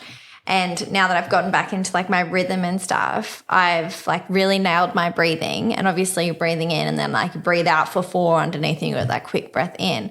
Now when I'm going to sleep and I can't get to sleep, I've been breathing like I'm in the pool and I fall asleep so quickly. Yep. It's wild. Is it square breathing or circle breathing? Where you do 4, 4, 4, 4? Box breathing. Box breathing. Yeah. I knew it was something square. I do that when I can't sleep. Yeah. So box breathing also works. So while it doesn't have the longer breath out, that can work really well for some people because it gives them that rhythm of breathing, right? Yeah. Because again, when you're breathing in a shallow state, it tends to be very erratic. Yeah. It's not consistent. You're taking a sharp breath in.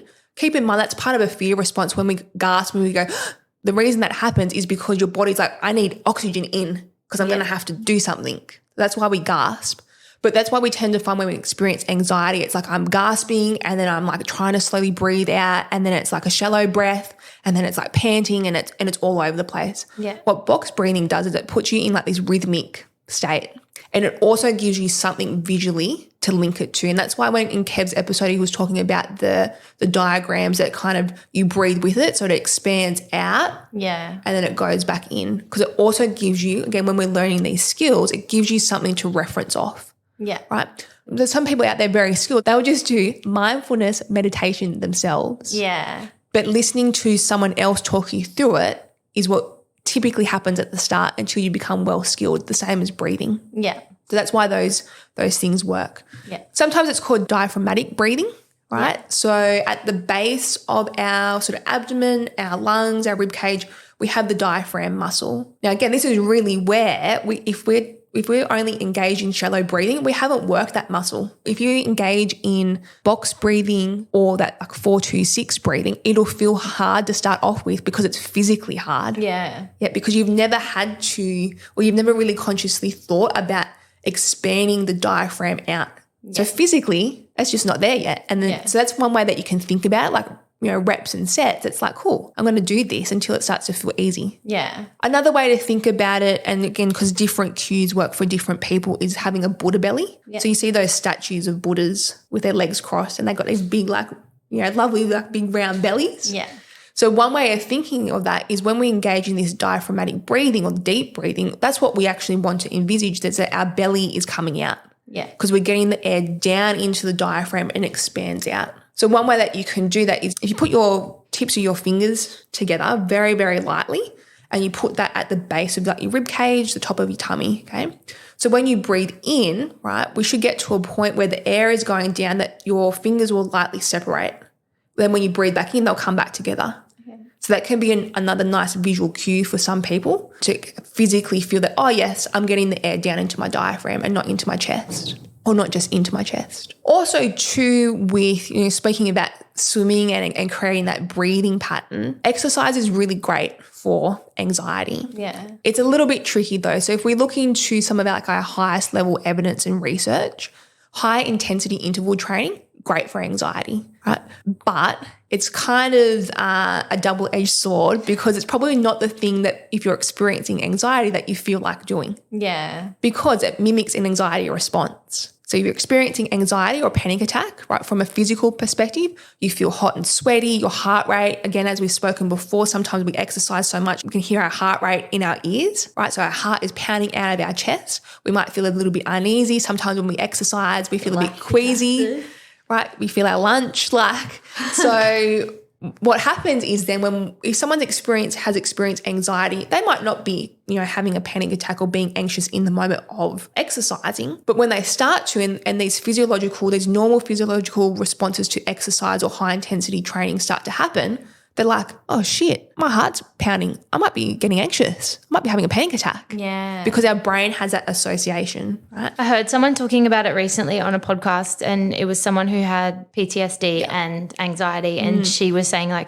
she's actually really into HIIT training now because her body has come to crave that feeling, but she's in control of it. Correct. So it's almost like an outlet. Yes. So this is why HIIT is so good for anxiety, because it teaches you from a physical perspective not to be in fear of those physical symptoms. Yeah. It rewires to go, actually, no, this is my body pumping oxygenated blood around, the heart pumping oxygenated blood around the body. Yeah. So I can do these burpees, right? I'm not anxious, right? So it starts to build this idea then that if I can do that when I'm doing burpees, when I'm noticing the feeling of anxiety and my heart rate's peaking, yeah, I've got that strength there too to be able to cope with that.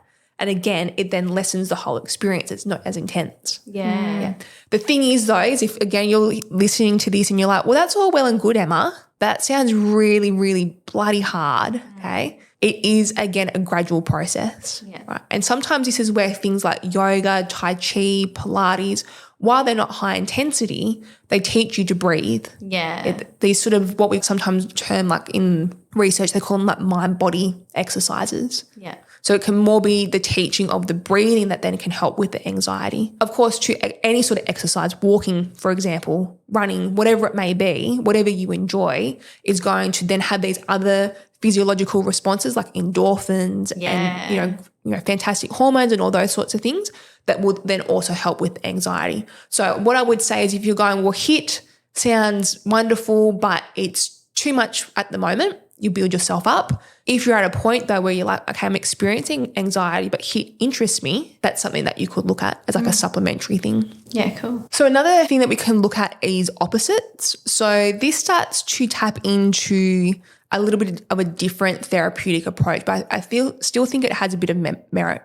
Because again, when we're in the moment of experiencing anxiety, we need to try and show our body a different response. Just kind of go, it's okay. So if you think about those physiological responses, we want to try and think about the opposite. So I've had clients before where I'm like, okay, you're at home, you're experiencing a panic attack. Tell me what it's like. They're like, I get so hot and clammy and sweaty and it's full on. Yeah. I'm like, cool. So what we can work on is jumping in the shower with your clothes on and blast the cold water. Yeah. And they're like, what do you mean? And I'm like, show your body in that state because you're starting to become distressed. Yeah. Okay. So again, as I said before, stress, anxiety, we cope with it, we manage it, we can work with it. If you're at a point of distress where you're so just like, this is so full on, you can't often reason yourself out of it. Yeah. Right. So again, that's where the Captain Obvious things come in and you're like, thanks for telling me just to calm down. Doesn't work. It makes you probably feel worse. Yeah. If you can show your body a different response, that can cause that distress to come down. Yeah. So I say to clients, I'm like, don't bother about taking your clothes off. Get in there. Blast the cold water. Is that like showing your body you're in control? Yes. Yeah. And I think it taps into that as well because it calms it down. Yeah. Sometimes I have clients and they're like, I'm just really anxious. I'm just like fidgety and irritated. Like I'm just, can't sit still. I'm like, cool. In your house or your backyard, wherever, I'm like, I want you to run up and down on the spot as vigorously and as hard as you can for 30 seconds until you can't keep going.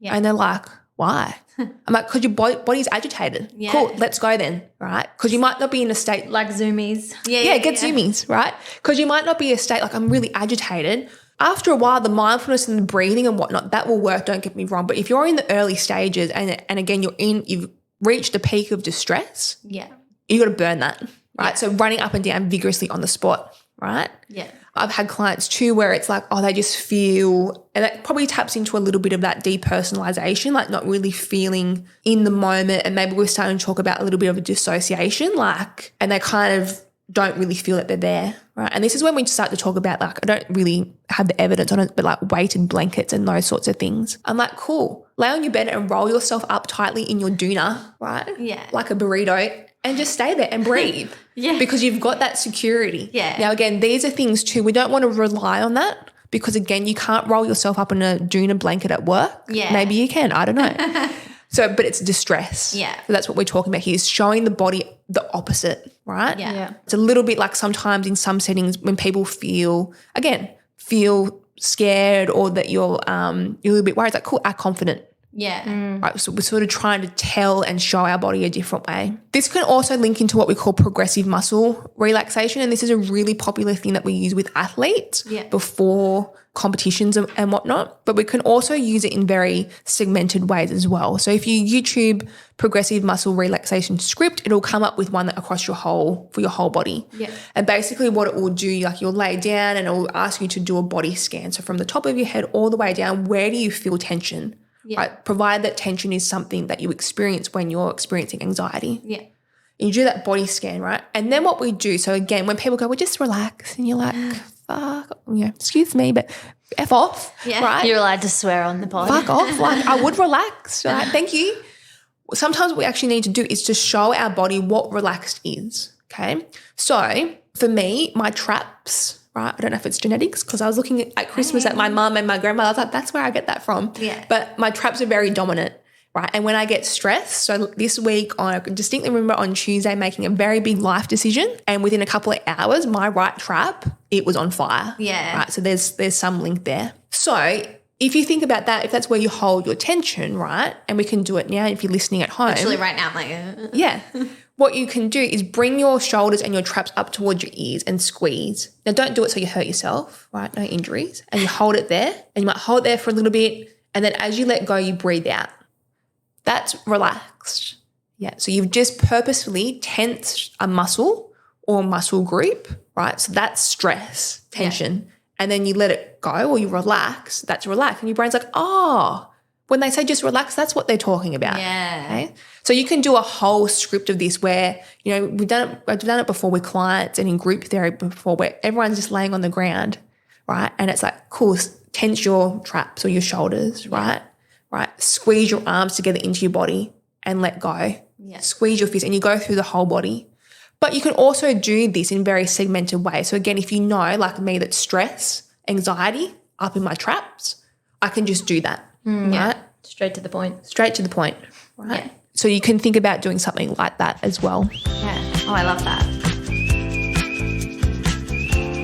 So you've definitely given me a lot to think about and like to understand some of my friends that do have anxiety. And I just think when we're going places and people will say to me like, but what's the parking situation like? And I think, who fucking cares? Like we have to park everywhere we go. But now I'm understanding like people that are anxious, there's layers on layers and all of these situations that could compound the anxiety. So now I can be a little bit more accepting that that's a really stressful thing for them and that's adding to anxiety that they might already have about the event that we're going to.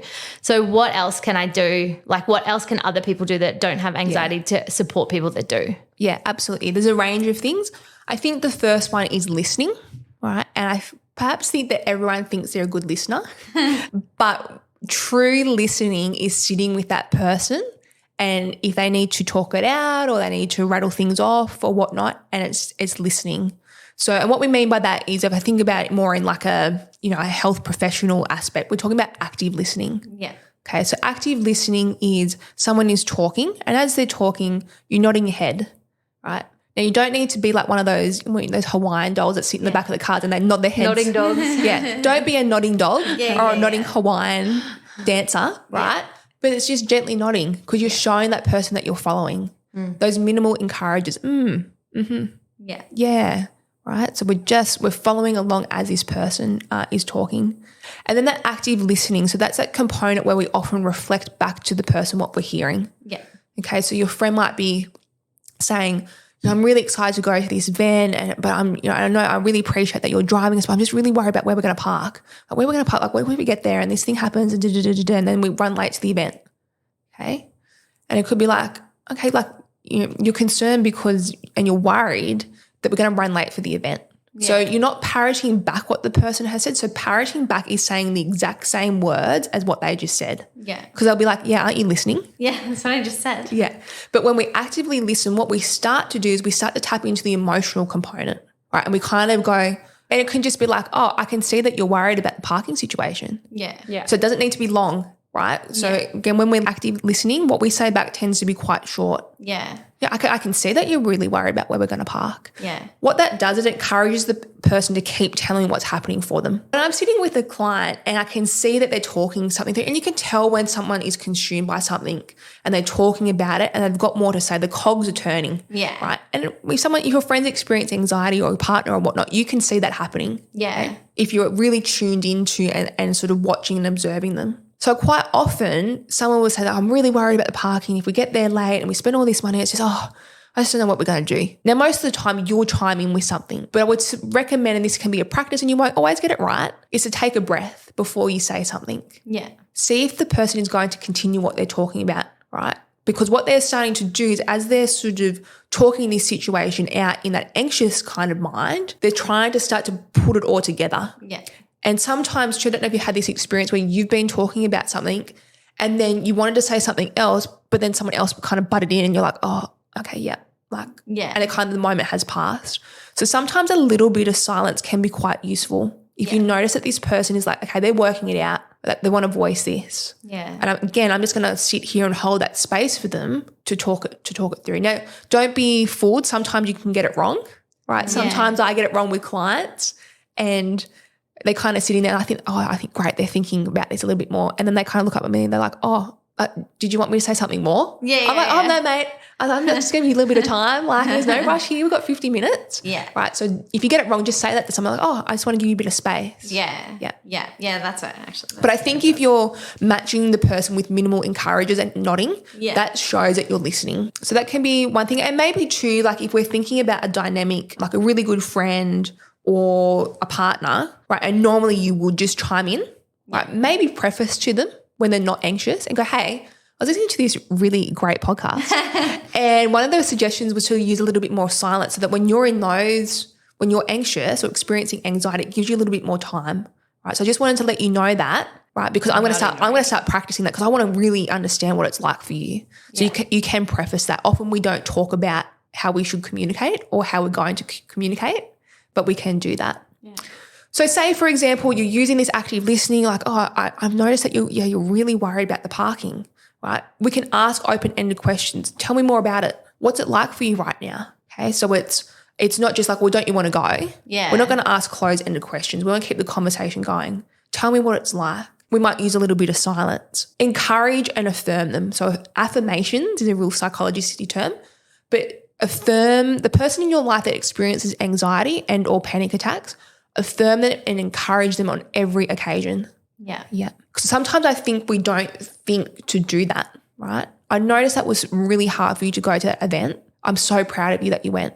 Yeah. You did so well. Yeah. Even if it's just like this little glimmer of something that they did. They went to Coles by themselves and you think, oh, well, Coles by yourself, like, righto. That could be huge for you. That was so fantastic. So affirmations all of the time.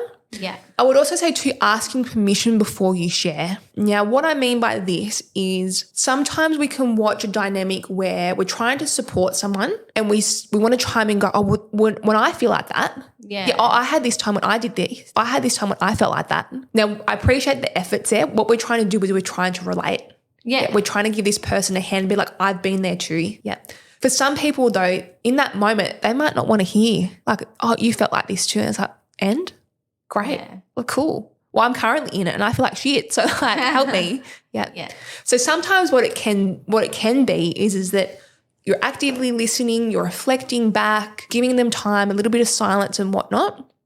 And then it can be something along the lines of, once before I went to this conference and I had to present, I felt really anxious, but I felt like I kind of made it through quite well. Would it be okay if I share with you some of the things that helped me? Yeah. Now, most of the time that person will say yes. But what you're doing, and when I use that with clients, right, as health professionals, we always try to disclose very appropriately. They'll say yes. But what you're also doing is you're giving that person control and power to say, actually, no, I don't think hearing the strategy right now is going to help. Yeah. Right. And this taps into a little bit about when you spoke with Kev about, do you want a solution or do you want empathy or do you want sympathy? Yeah. Yeah. Do you want me to problem solve this for you? Or do you want me to give you a hug and go, it's going to be okay? Yeah. I don't know how we're going to get through it, but it's going to be okay. Yeah. And console. And so that gives that person that control and that autonomy to go, no, I don't know about right now. Yeah, I just really need a hug. Yeah. Yeah. Rather than chiming in and being like, oh, well, I did this. Yeah. And they're like, well, thanks. Yeah. And I don't think that's how it's going to help right now. And that leads into my next point about being the voice of reason in the moment with like implementing a strategy or being the voice of reason out of the moment. Yeah. Okay. Even if you know it in the moment. So let me explain that because it was a mouthful. So I really love it as a psychologist when I say to my clients, who do you live with? Who's helping you with this experience? What's going on? They're like, my partner, my best friend, my housemate, my sister, whoever it may be. I'm like, cool. I'm like, how invested are they in this process? Would you like them to be a part of this process? They're like, yeah. So as we mentioned before, quite often when we experience anxiety or a panic attack, those strategies, what strategies? Yeah. I don't remember any strategies that I learned with my psychologist or I listened to this podcast and they spoke about box breathing. I don't remember that. So in the moment, you could be that voice of reason and be like, hey, maybe this is one of these, this is the time that the psychologist was talking about. Yeah. Hey, you came home and you told me about using that progressive muscle relaxation or PMR or that diaphragmatic breathing in the moment. Should we practice it now together? Yeah. So you're in the moment, just kind of cueing them to be like, oh, remember that thing. Okay. So voice of reason in the moment, voice of reason out of the moment, even when you're in the moment watching it going, now would be a really great time for my partner to be thought restructuring this. Now would be a really good time for my partner to go to Coles while they're experiencing some of this anxiety. Yeah. Yeah. But I can see that they don't want to do it. So I'm going to console them in that moment or give them that empathy or that support how they choose. Then out of it, I'm going to approach them about it. Yeah. So this is when we can go to our partner or our friend or our sibling and go, hey, a couple of days ago when you were having that panic attack, and I could see that was really, really hard for you and you did so well to get through that. I was wondering is that one of those moments then when we should look at doing the box breathing?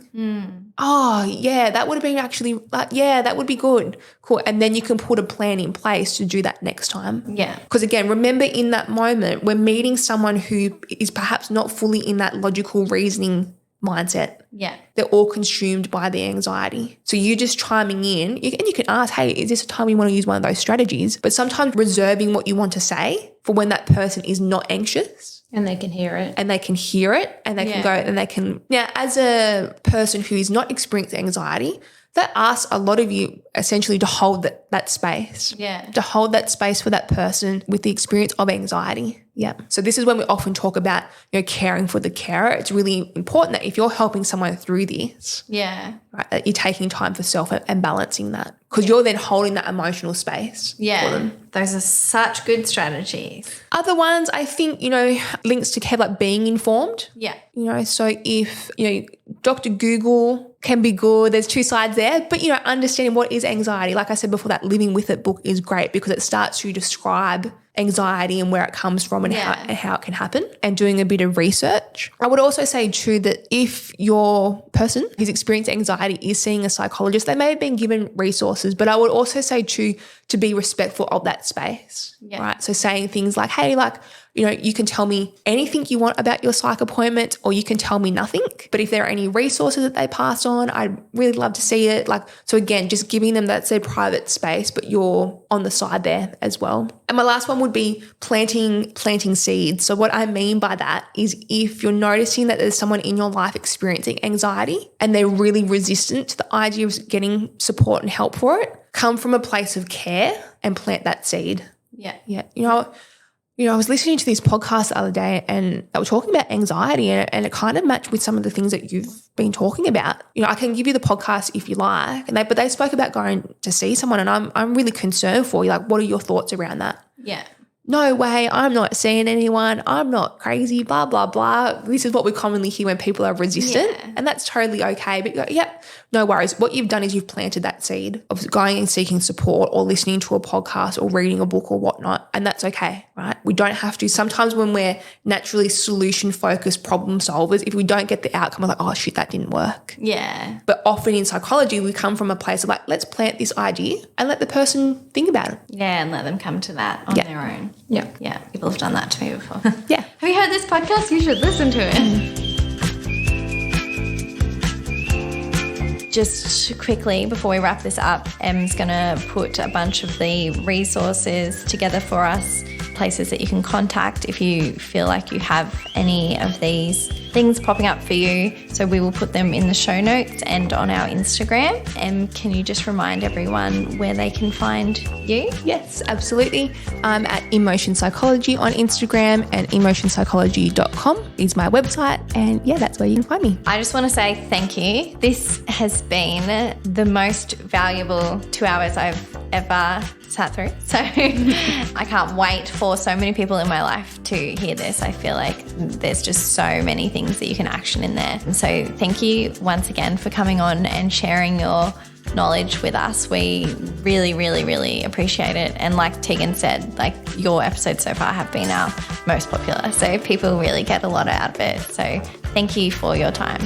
No worries. Thanks for having me. As always, thank you for tuning into the episode. We want to thank all of our loyal listeners and those that take the time to share the pod on Instagram or send it to someone that they think will enjoy it too. This really helps us grow the podcast and we are really grateful. If you have a spare second, we would love you to leave us a comment or a review on the platform that you listen on. And also be sure to check out Hey Our Productions' newest podcast, The Periodical Pod, which we just launched. It's at The Periodical Pod on Instagram. Thank you so much for listening. We will see you again next week.